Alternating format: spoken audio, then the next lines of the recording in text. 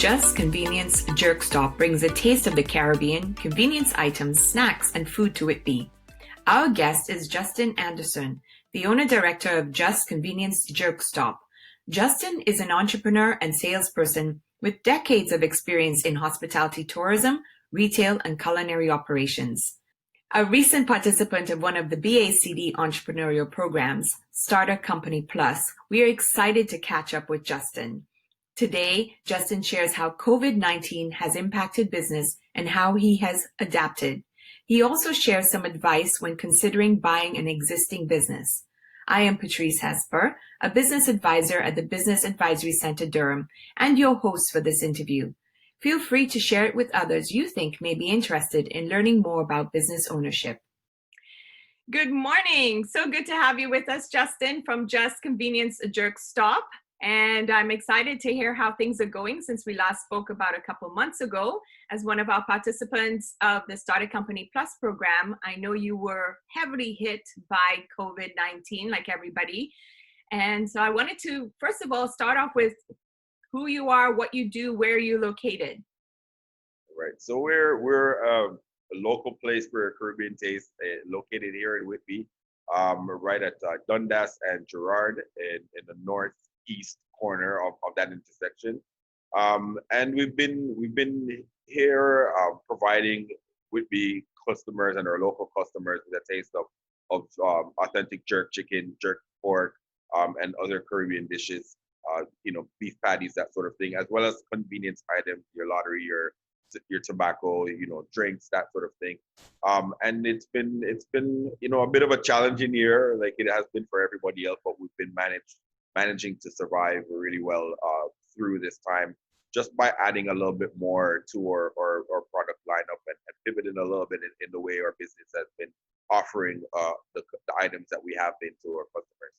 Okay, so let's start there because you touch upon a few of the areas that I'd love you to expand on. The first one is, can you set us up what was happening March, just before lockdown? Tell me what was happening, because I know you were going through some growth, and then we were definitely getting ready to hit the road, get out into into the greater community and start doing events. Bringing the food out to the community as opposed to sort of waiting on it as we had been years gone by. And mainly because we realized after a couple of years of operation that in the summer months and the months when it started to warm up and the climate started to shift, people were out going out to events, going out to their cottages, going out into Ontario really, and just really enjoying the vastness of what Ontario has to offer. But what we realized is that there was also opportunities for us to get out there and meet the customers there. And so we had, equipped ourselves to be mobile, to take the food out to everyone else, which was sort of the main selling feature for some of what we've been doing now, and something that everybody sort of has come to know us for. And so we were equipped to do that. We had some activities booked on the books to go out and do that for the March break, for the Easter. And then, COVID-19 hit and sort of, put the kibosh on everything. Right. And so you had, and what's remarkable though, is that you were able to hold tight even during that lockdown. So what had to change for you, or did you have to make any decisions, or? Yeah, so we did have to adjust our hours quite a bit, which wasn't a big problem. It was probably a little bit better.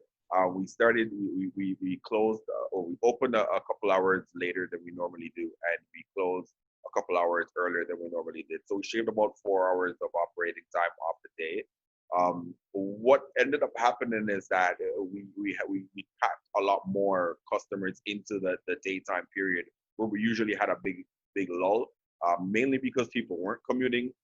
They were at home. They started work early in the morning. They wanted a break during the day. They came out to get some fresh air, and they would pop into the store. So it helped us.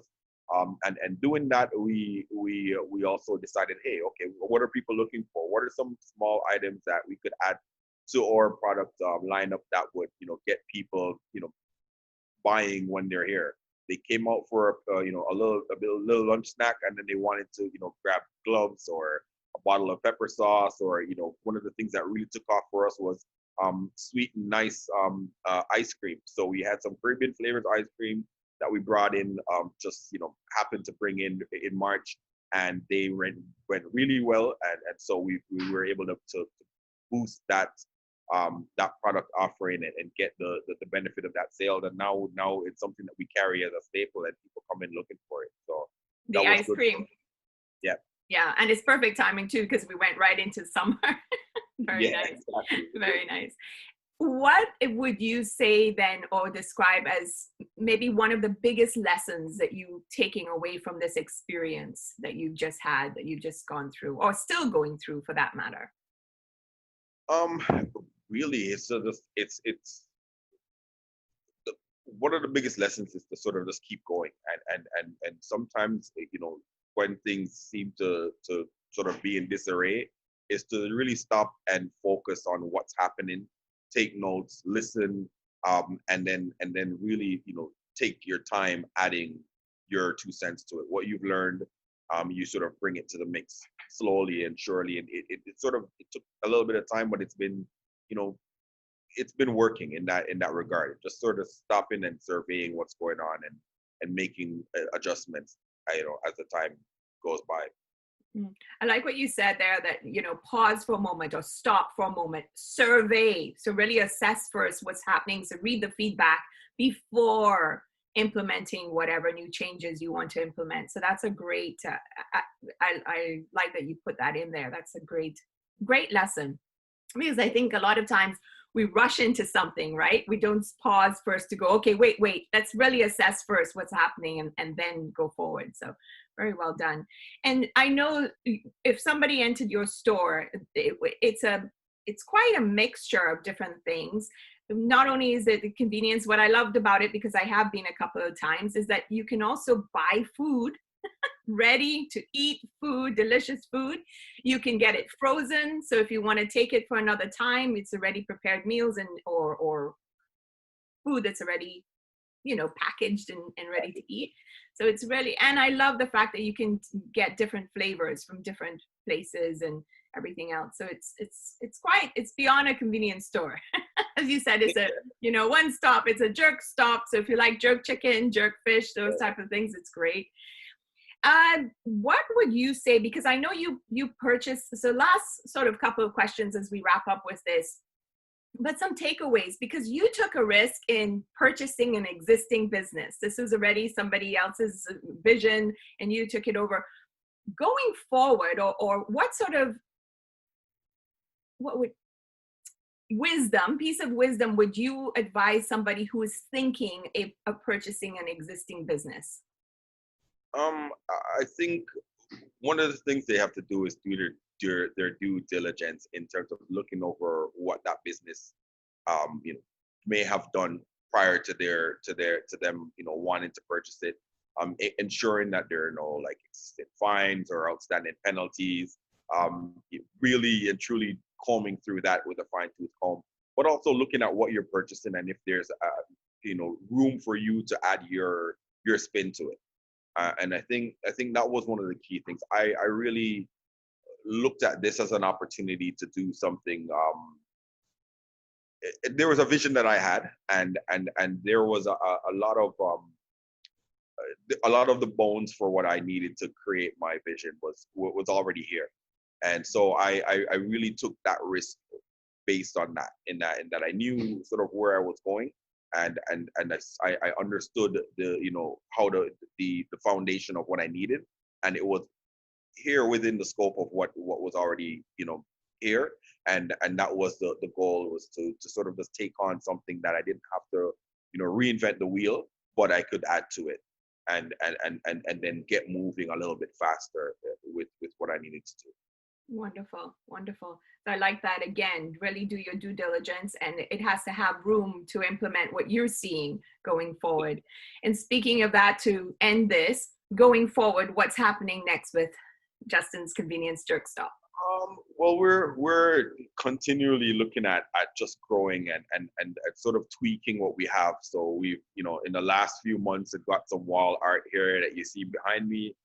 We added an expansive array of like bongs, pipes, other items. We've, completely added a couple new brands of like hot sauces, and we brought in some honey from Jamaica as well.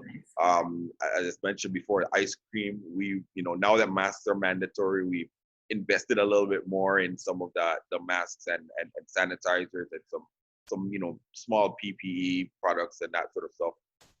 And then it's just looking at what else we can do. I think in the next few weeks I'll be making additional changes and creating some more space for some products, and then really going out and sort of hunting for the right items to sort of add to the mix in store, because what we have noticed is that because of the food, there are more people noticing us. We have been, with everything that's gone on, so not now past COVID and into the whole, Black Lives Matter, that movement, we have gotten a lot more support from the local community, especially where the food is concerned.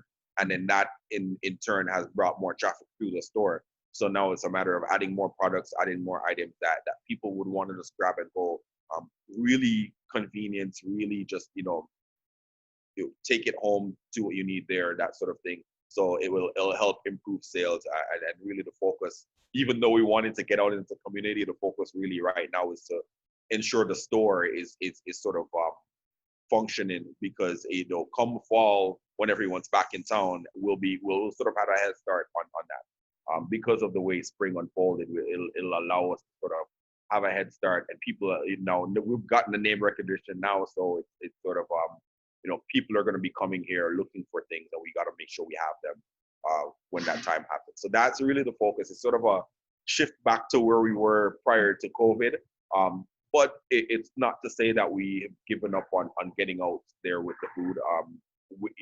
Having invested in becoming mobile. Actually, just on Friday, got an email from Friday Harbor, who we had been booked with, and they're looking to have us come back up there in August and September.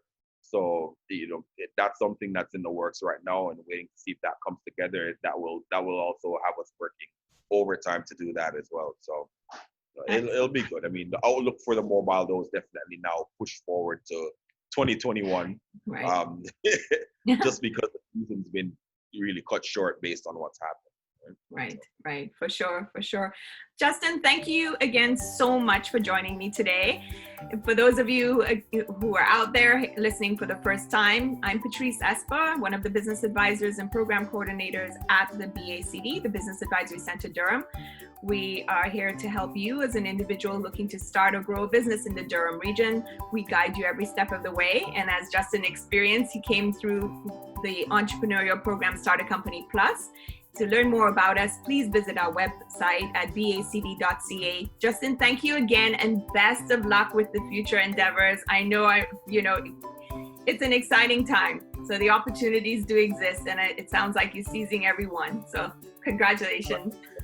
Thank you. Bye for now.